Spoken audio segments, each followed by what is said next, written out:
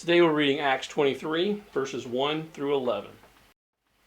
And Paul, earnestly beholding the council, said, Men and brethren, I have lived in all good conscience before God until this day. And the high priest Ananias commanded them that stood by him to smite him on the mouth. Then said Paul unto him, God shall smite thee, thou whited wall. For sittest thou to judge me after the law, and commandeth me to be smitten contrary to the law? And they that stood by said, Revilest thou God's high priest? Then said Paul, I wist not, brethren, that he was the high priest. For it is written, Thou shalt not speak evil of the ruler of thy people. But when Paul perceived that the one part were Sadducees and the other Pharisees, he cried out in the council, Men and brethren, I am a Pharisee, the son of a Pharisee, and of the hope and resurrection of the dead I am called in question. And when he had so said, there arose a dissension between the Pharisees and the Sadducees, and the multitude was divided. For the Sadducees say that there is no resurrection, neither angel nor spirit, but the Pharisees confess both. And there arose a great cry, and the scribes that were of the Pharisees' part arose, and strove, saying, We find no evil in this man. But if a spirit or an angel has spoken to him, let us not fight against God. And when there arose a great dissension, chief captain, fearing lest Paul should have been pulled in pieces of them, commanded the soldiers to go down, and take him by force from among them, and to bring him into the castle.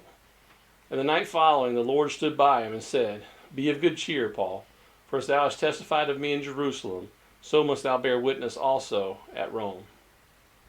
Now that the Roman captain has gathered Paul and the Sanhedrin together, he's hoping for some answers about why the Jewish leaders are against Paul. Paul looks around the room at the group for a bit, and then he begins speaking. He says that he's lived with a good conscience before God all his life. Basically, he's saying that when he was practicing Judaism, he was doing it with a sincere desire to please God. Even when he was persecuting Christians, he was trying to please God. And now that he has encountered Jesus, he's continuing to serve God in the new way that he's been shown. The high priest, a man named Ananias, ordered those around him to slap him in the mouth. This was a statement showing they didn't believe him. They viewed him as guilty and could not stand by and let him say that he had acted with integrity. And then we see Paul's confidence. Right here, surrounded by a group of men who want to kill him, he doesn't back down. God shall smite thee, thou whited wall. Paul is calling the man a hypocrite for claiming to be a judge and yet breaking the very law that he was claiming to judge for. Like a wall that looks one way on the outside but is something entirely different on the inside. That's a bold statement from Paul. I also love the fact that Paul is willing to let God fight his battles. God shall smite thee. That means that God will punish him for that. Are we willing to let God handle our mistreatments? Are we willing to sit back and let God handle things instead of taking matters into our own hands? Paul wrote in Romans 12, verse 19, Dearly beloved, avenge not yourselves, but rather give place unto wrath, for it is written, Vengeance is mine, I will repay, saith the Lord. He knew he was better off letting God take care of Ananias' attack. And we're better off doing the same when others try to bring us down. Then the others around take up for Ananias. Are you going to speak like that to the high priest? And Paul's response is one that has generated some debate over exactly what he meant. Paul says, I did not know he was the high priest. And then he agrees that the law does state that people were not to speak evil of the leaders. This was stated in Exodus 22, verse 28. Some scholars have questioned how Paul would not have known that Ananias was the high priest. Usually the priest would have worn something different designating him from the others. We're not told what anyone was wearing here. Paul had certainly been gone from Jerusalem for quite a while. The high priest role was supposed to move in succession from father to son.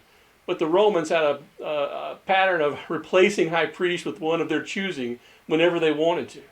It's reasonable that Paul would not have known who was the high priest unless he had some sort of visual clue.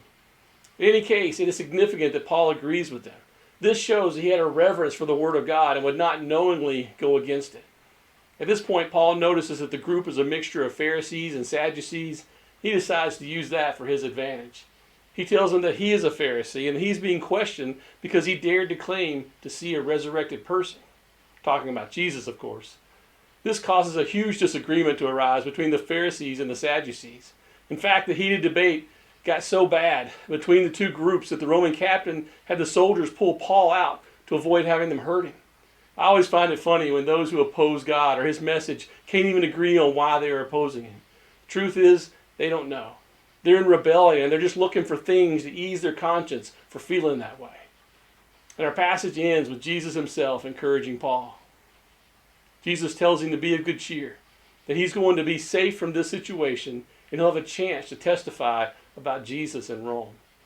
That had to be good news to Paul. Rome was his goal. He wanted to preach there. And now he knew for sure that he would.